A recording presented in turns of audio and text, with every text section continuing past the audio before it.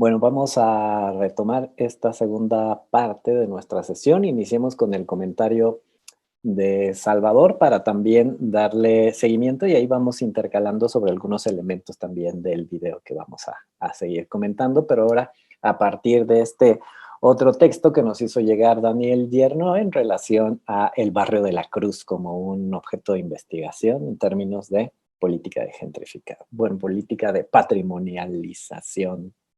Adelante, Salvador. Gracias. Primero que nada, excelente resumen del video ahí, de las lecturas, creo que es sumamente relevante. Mi comentario tiene que ver, como escribí aquí en el chat, que creo que de alguna manera muchos de los éxitos que se le atribuyen a los proyectos de los centros históricos es cuando observamos al centro histórico de manera aislada de la ciudad, porque si nosotros lo vemos, yo mencionaría efectivamente esta parte del patrimonio tiene que ver con una cultura monumentalista donde íbamos nosotros conservando como lo mejor de cada época, como un muestrario, y después nos dimos cuenta que no se explicaban si no se entendía la arquitectura del contexto y surgen las zonas de monumentos que después se transformarán en centros históricos.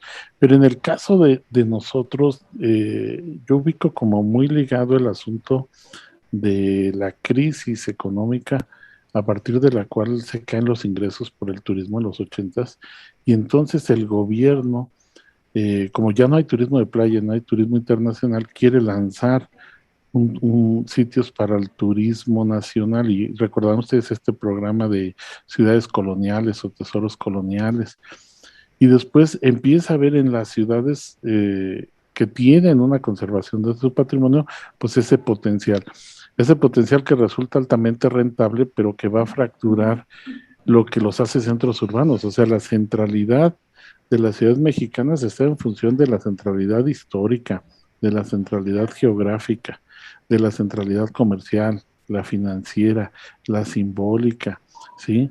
La educativa, porque ahí surgieron las principales sedes educativas. Y después el privilegiar la centralidad histórica va a llevar a que incluso, por ejemplo, en los casos que han mencionado, se reubiquen equipamientos de las ciudades, de los centros. Se mueve la central camionera, o se cambian unidades administrativas, palacios de justicia, se crean ciudades educativas. Es decir, había que quitar todos los usos que resultaban incompatibles con la actividad turística.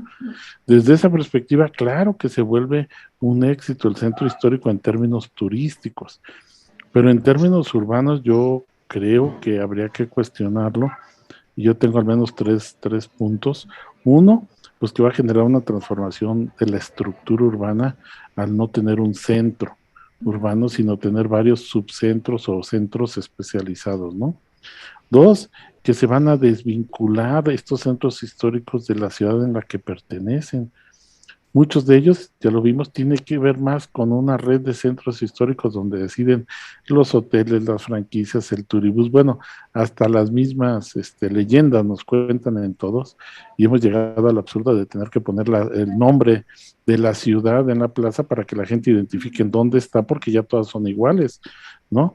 Y entonces hay más vinculación entre centros históricos que de los centros históricos con la ciudad a la que pertenecen.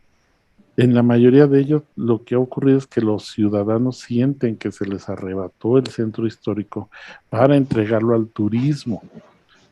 Y al final el pretexto del patrimonio como turismo pues resulta ser secundario cuando vemos que se piden las autorizaciones para ampliar los edificios para hoteles, que se modifican las azoteas para crear estas terrazas, o que está lleno de antros que nada tiene que ver con el patrimonio. Entonces, en realidad creo que es económicamente, turísticamente es un éxito. En la conservación del patrimonio tendría yo mis dudas, y más como elemento de identidad social. Ese era mi comentario. Muchísimas gracias. Sí, muchas gracias, Salvador. Me parecen muy acertadas sus acotaciones y creo que Omar está muy emocionado porque para muestra basta un botón. Vamos a desarrollar ahora el estudio de caso en relación a uno de estos textos que nos hizo llegar Daniel Yerno y que es uno de los barrios que algunos de los compañeros y compañeras que habitan la ciudad de Querétaro lo reconocen de una manera muy particular como el barrio de la Cruz, ¿no? Y el texto que estamos retomando aquí en relación a este barrio es este de cambios de los espacios centrales y de la vivienda de también el doctor Daniel Yernón, Carmen Imelda González y Guillermo San Román Tajonar. Adelante, Omar. Gracias, gracias Alex, gracias Salvador. Sí, yo creo que también coincido. Incluso diría que ni siquiera a veces el éxito económico se puede asegurar, ¿no? Incluso, ¿no? Que podría ser pues la palanca, ¿no? Que dicen todos que es la justificación. Eso también se tendría que ver, ¿no? Muy bien, pues aquí el doctor Yerno hizo un estudio de caso, una contrastación empírica a través de pues, los medios propios de su disciplina, que es la geografía, incorporándole también métodos cualitativos, ¿no? De entrevistas y acercamiento con las personas que viven en el barrio, tanto residentes de muchos años como nuevos residentes, lo cual le da a este estudio, creo yo, mucha vigencia, ¿sí?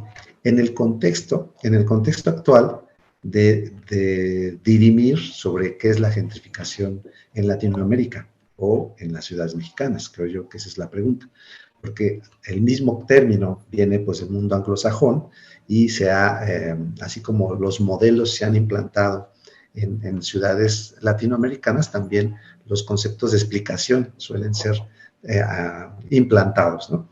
Entonces, creo que es muy buena esta idea del doctor Yerno para preguntarnos si es que existe la gentrificación en una ciudad como Querétaro, una ciudad media mexicana, y cuáles serían sus rasgos, ¿no?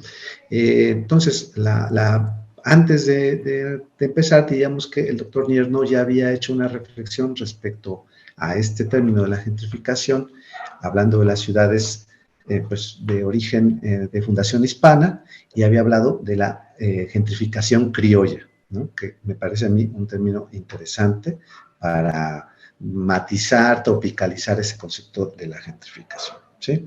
Entonces, bueno, el sitio del barrio de la Cruz es, digamos, la zona originaria de Querétaro, un lugar donde, según la leyenda, y las leyendas son también muy importantes para forjar esos imaginarios, donde se llevó a cabo la conquista de nuestra ciudad, donde se rindieron los habitantes originarios ante la aparición pues, sobrenatural de un santo que vino a demostrar pues, que era más fuerte la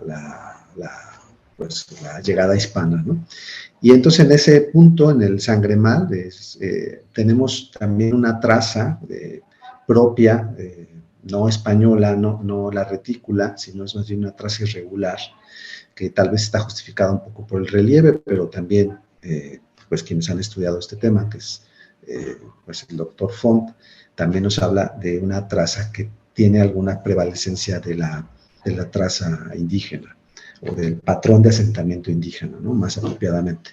Es una zona alta de la ciudad y donde se han conservado, aparte de estos edificios que le dan, pues los vuelven un emblema de la ciudad de Querétaro, que es el Templo de la Cruz y otras capillas, también la convierten en un lugar simbólico muy importante, que tiene unas prácticas culturales como esta que vemos aquí en la imagen, de los conciertos que es en esta Plaza Fundadores, o enfrente del atrio del Convento de la Cruz, pues también la aparición anual de unos bailarines, unos danzantes de danza prehispánica, ¿no? Que toman el atrio por esto el día 13 de septiembre, si no me equivoco, y se ha vuelto ya un símbolo de la identidad de este barrio, ¿no?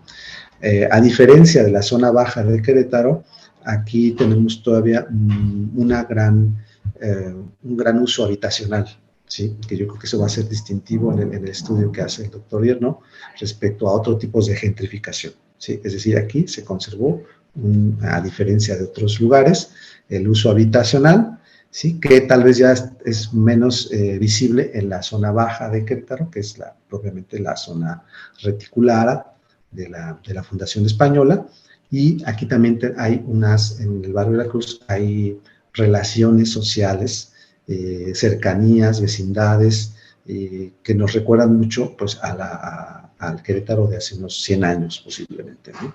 Entonces, por todos estos sentidos, la ciudad el barrio de la Cruz en Querétaro, pues se puede considerar un buen objeto de estudio para ver qué tipo de gentrificación está llevándose a cabo aquí. Alex. Sí, esto que señala Omar, donde rescata que la gentrificación, digamos, no es homogénea, ¿no? Me parece que es una aportación interesante, que son procesos diferenciados, que además estos procesos diferenciados están cruzados, como lo señalábamos antes de la pausa, por procesos de desigualdad, discriminación, racismos, asimetrías, secciones vinculadas a la clase social.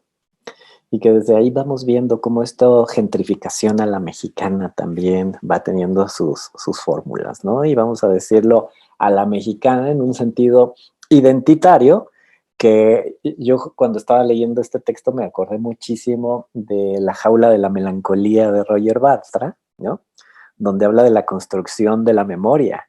O sea, a los mexicanos le tenemos una gran evocación a la memoria, pero porque la situamos en algo pretérito y que no entendemos en sí mismo su papel en el presente, ¿no?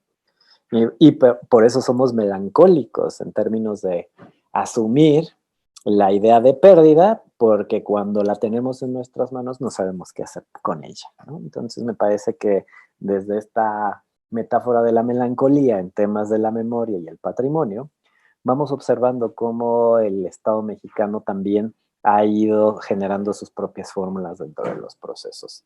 A mí en lo particular me gusta mucho hacer una visión, quizá un poco de humor negro en relación a las fórmulas de aplicación de procesos de gentrificación en el espacio público. Y pues aquí, Omar, yo sé que ya está preparando así, ¿cómo se llama?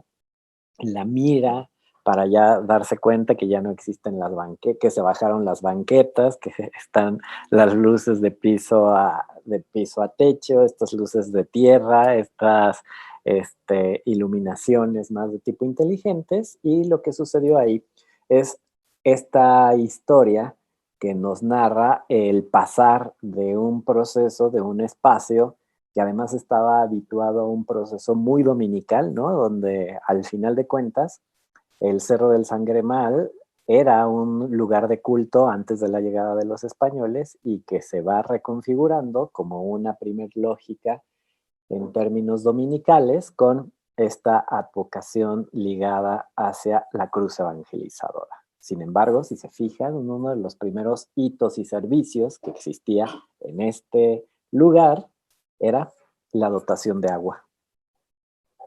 Vamos empezando también a ver estas articulaciones en relación a cómo se van haciendo los espacios en términos de una yuxtaposición de su carácter de advocación sagrada en términos del mundo de lo católico y de la religiosidad hispana, pero también articulado directamente con las fuentes de agua.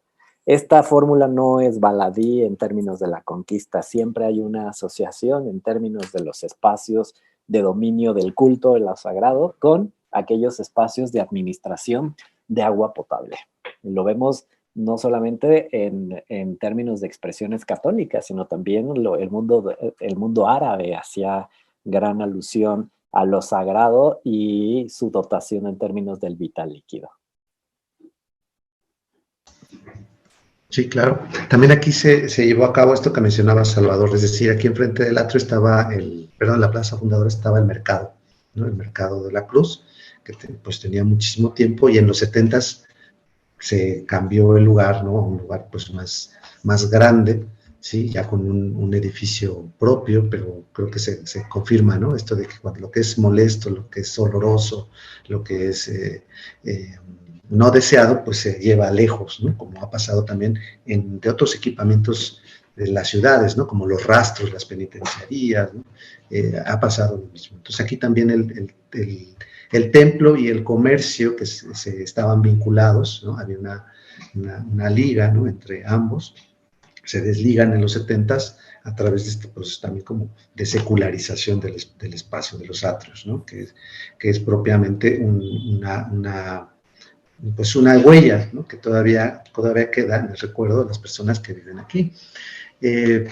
La importante, o otro dato importante del barrio de la Cruz, pues es digamos, la prevalencia, ¿no? de población que tiene aquí mucho tiempo, ¿sí? Que lo muestra el doctor Rieno en su estudio como diferente a otros casos, ¿no? Donde hay pues un 70%, si no me equivoco, ¿sí? De gente que proviene de aquí y que tiene ya muchos años en la ciudad, ¿no? Digo, en el barrio, ¿no? Y por el otro lado, nuevos habitantes, algunos de ellos extranjeros, sobre la base ahora de una oferta de vivienda que ofrece justamente este imaginario del centro histórico, ¿no? Viviendas que han sido adaptadas, que han sido mejoradas, que han sido embellecidas, a las que se les ha aplicado esto que el doctor Yerno llama las estocadas simbólicas, ¿no? Que son los elementos de rejas, ¿no? O sea, de herrería antigua, ¿no? de manguetería de madera, pues limpiar la fachada si es que estaba recubierta para dejar visible la cantera, ¿no? Es decir, desde la venta de estas casas ya hay una adaptación de las fachadas y de los interiores para recrear este pasado colonial, ¿no? Alex. Sí, y que desde ahí vamos viendo cómo en una suerte de metáfora de este juego de armar, ¿no? De Legos, se van ensamblando las piezas unas encima de otras, las que ya no sirven se desechan y las que hay que seguir articulando subsisten. Y además se ponen en las capas más superficiales, son las que brillan, son las que se remozan, son las que se enchulan. Y que lo que vamos observando también es este proceso de sustitución de significados, esta cereza en el pastel del patrimonio donde hay una paleta de colores, una medida, una estandarización. Juega también la iniciativa privada pues con este ordenamiento, ¿no? En el señal de respeto, de seguir las normas, pero al mismo tiempo del juego, de irrumpir dentro de este espacio, ¿no? Entonces vamos también viendo cómo dentro de este barrio de la Cruz, como lo señalan los autores, vemos como la persistencia, ¿no? En términos de la memoria, la identidad y al mismo tiempo como la emergencia y la proliferación de estos otros actores que se van impactando y que se van ensamblando en este territorio. Omar, si nos quieres platicar sobre esta foto hablando de estas piezas de Lego que se ensamblan. Bueno, sí, la primera pues habla de esta festividad, ¿no? Que también trae a nosotros, ¿no? Ese pasado prehispánico a través de los bailes. Antes del confinamiento esto era una multitud gigantesca, ¿no? De bailarines que querían representar, ¿no? Esa pérdida, rememorarla, identificarse con ella, ¿sí? Venían de todo el país, no solamente de la región, para hacer este baile, ¿no? Que se llamaba de los concheros. En ese periodo se invadía todo el espacio público y pues todos asumíamos, ¿no? Que pues el ruido, el humo, el copal, ¿no? La anomalía que crea toda esta multitud, pues es parte ya de la vida del barrio, no se le veía como algo negativo, ¿sí? Y la otra imagen, pues nos muestra todo esta otra trama, digamos, de consumo, ¿no? A través, por ejemplo, de estas tiendas de conveniencia que ahora están en todos lados, que también se adaptan, ¿no? En su forma de las fachadas hacia estos requerimientos que mencionó Alejandro, ¿no? De las paletas de colores, del tipo de anuncios, que pues ya lo sabemos nosotros, todos los que vivimos en ciudades patrimoniales, es también algo que enlaza más a las ciudades entre nosotros que con nuestras respectivas regiones, ¿no? O la misma ciudad, ¿no? Entonces se forman como identidades, ¿no? Reconocibles entre todas las ciudades patrimoniales con base, por ejemplo, en estos detalles, ¿no? ¿Dónde está el turibús o dónde está el bus turístico o dónde están guías de turistas, ¿no? Donde están las artesanías, ¿no? Que también, si ustedes fijan, en todas las ciudades mexicanas creo que se venden las mismas artesanías, ya no tienen ningún origen o proveniencia, ¿no? Y también pasa así con todos los servicios turísticos, ¿no? En ese sentido, yo estoy de acuerdo con Carlos Alberto, ¿no? Al decir que pues, el turismo pues, impacta negativamente, simplemente porque pensemos que el turismo el turista es alguien que viene a vivir una experiencia diferente, ¿no? Entonces, el ahorro del agua o la mesura, ¿no? O la discreción, pues no son propias del turista, ¿no? Si le dice al turista, usa la toalla todo el tiempo de tu estadía, o la misma toalla, o usa diferentes, pues a lo mejor porque es un momento especial, la usará diferente, ¿no? Todos los días, ¿no? Entonces, el grado también de derroche o de impacto que tiene esta actividad es diferente a otras, ¿no? Y se vuelve extraordinaria y digna de considerar en los estudios urbanos, ¿no?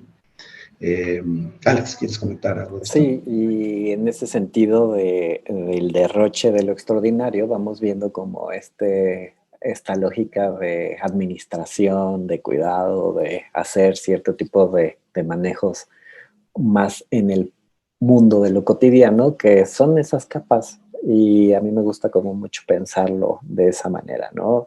En el mismo espacio esta yuxtaposición de proyectos de habitabilidad, de proyectos de uso del espacio, y que ahí, por ejemplo, otra cosa que le da características a este barrio de la Cruz, pues es su forma y función en términos del mercado, ¿no? El mercado puesto de una manera móvil más hacia esta plaza en relación al atrio de la iglesia, como en muchas ciudades medias en América Latina.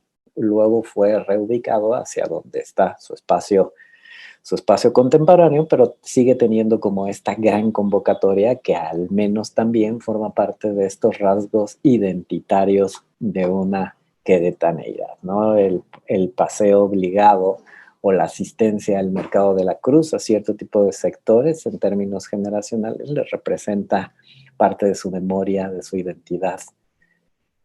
Y seguimos caminando por el barrio en este ejercicio del flané que nos convocan estos autores que hemos revisado, ¿no? El paseante que va viendo y va observando estas distintas intervenciones del mundo de lo arquitectónico, como lo señalaba Omar, estos procesos de remozar, de articular, pero además de establecer una envoltura en materia de patrimonio, ahora son parte también de estos ejercicios en términos inmobiliarios, ¿no? Estas casas que posiblemente estén a punto de ser derruidas o ruinosas, como con una ya no manita de gato, sino zarpazo de tigre, modo patrimonial, o sea, sus colores cálidos, una hechumbre a cal apagada por fuera, alguna herrería, alguna charcutería de maderas, canteras y todo este advenimiento que ya lo vemos también como en este paquete patrimonialices, forma parte también de estas nuevas confecciones en materia del patrimonio edificado, y tienen las casas en venta pues uno de estos procesos donde la iniciativa privada, desde sus intereses inmobiliarios, pues vamos viendo cómo generan una burbuja en la cual a los posibles compradores de estos espacios se les está destinando más hacia un mercado de corte internacional. El proceso o las grandes amenazas y dilemas que generan estos procesos de venta y de gentrificación es la elevación de la tasa hipotecaria en materia de venta, y que también se busca la internacionalización de los propietarios. El modelo San Miguel de Allende creo que es una evidencia totalmente contundente de ello, ¿no? En un sentido de que la hipoteca en términos de la renta de estos espacios de habitabilidad, pues está prácticamente vedado para las manos mexicanas o para cierto tipo de manos mexicanas. Sí, otra cifra que es muy reveladora de este estudio de IRNO es la siguiente. Dice que el 74% de las personas que viven en el barrio trabajan fuera, ¿no? Te encuentran, digamos, su sustento económico de fuera, pero el 60% de estas mismas personas se abastecen en el mismo barrio de la Cruz. ¿Sí? Es decir, encuentran satisfactores en el mercado, en el zapatero, en la tortillera, en todos los comerciantes en todos los comercios de la zona, ¿no? Entonces, esto se interpreta también como un proceso en el que la economía barrial, la economía del barrio se mantiene muy viva, muy sana, puesto que no se derrama, ¿no? Este ingreso en, por ejemplo, en compras en supermercados, grandes superficies fuera de la región.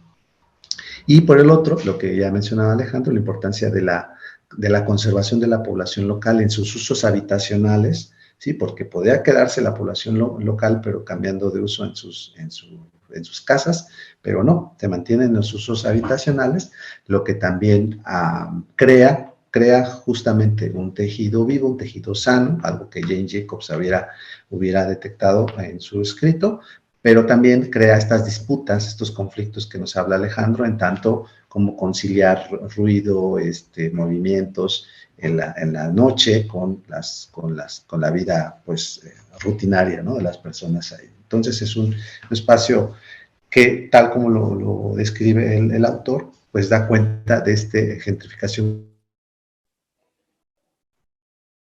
Bueno, creo que se fue un poquito la conexión de Omar, pero lo que está dando cuenta es cómo en este análisis que hace el doctor Daniel Yernó, nos señala que hay que tomar en consideración distintos aspectos. Uno, no solamente hay que fijarnos en la dimensión simbólica y en la dimensión geográfica, sino también hay que fijarnos en la dimensión económica, en la dimensión política. Hay que cuestionar todo el tiempo cuáles son los impactos que van teniendo estas políticas de modernización o de hipermodernidad en el tratamiento del espacio y también en cuestión de sus implicaciones en relación al tejido social. Como bien lo señalaba Omar, para Jane Jacobs, el tejido, el corazón realmente de una ciudad lo configuran los latidos de sus barrios. La vida en las aceras, la vida en las calles, la vida en los espacios públicos, más allá de el ser usado, sino en modos de convivencia, de relación, de organización social. Y aquí, si bien estamos observando en el barrio de la Cruz un conjunto de articulaciones ligados hacia la economía, también estamos viendo una capa muy profunda ligados hacia la memoria conchera, hacia una identidad originaria de ese barrio y hacia formas culturales de organización social que prevalecen actualmente. Y eso se conforma como una posible red de amortiguamiento a procesos que cuando ya no tenemos habitabilidad suceden de manera desbocada. Muy bien, vamos a dejarle hasta aquí. Yo sé que hay bastantes comentarios, preguntas y participaciones y la verdad es que no queremos cortarlas, sino más bien pausarlas. Nuestra próxima sesión también va a estar relacionada con los dilemas en los centros históricos dentro de las ciudades y sus distintos procesos en términos de desigualdad en términos del urbano. Entonces, la próxima sesión tenemos una querida invitada, otra colega de Ecuador, de la Universidad de la SUAY, la doctora Gabriela El Giuri, que ha trabajado los centros históricos en Ecuador en relación para que también tengamos como este cruce de miradas de estos procesos que parece que son particulares a cierto tipo de contextos, pero también son generales como cierto tipo de fórmulas en otras latitudes. Aquí tengo algún... Sí, por supuesto, Raquel, hablaríamos de un proceso de gentrificación del barrio de la Cruz y yo creo que estamos siendo testigos de sus fronteras.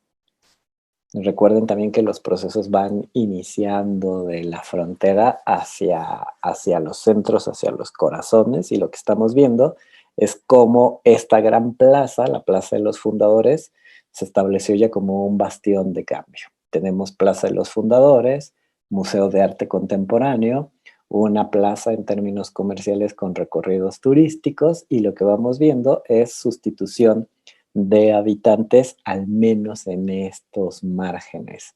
Más hacia el Mercado de la Cruz tenemos todavía un tejido bastante consistente en términos de relaciones sociales.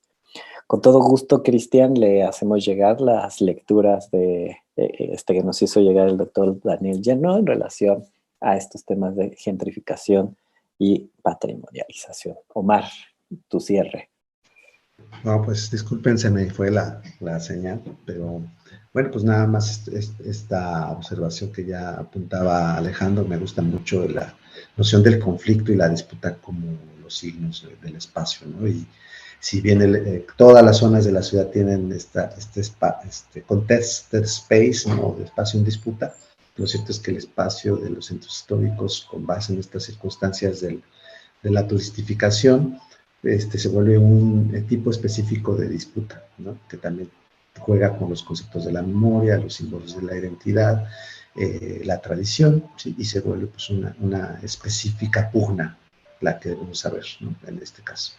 Gracias, Alex. Muy bien, pues les queremos agradecer a todos y a todas por estar aquí en esta sesión del día de hoy, y si alguno de ustedes tuvo alguna pregunta, duda, apúntela en un post-it y la próxima semana la vamos desarrollando. Creo que estos temas nos dan para conversar, y sobre todo porque tenemos casi la gran mayoría de nosotros experiencias de corte empírico en relación a estos procesos. Les agradecemos mucho el haber compartido el día de hoy con nosotros, y que tengan muy buen día, buena tarde y buena semana. Hasta la próxima. Hasta luego, gracias. Gracias, Alex. Nos vemos. Gracias, Omar. Nos vemos.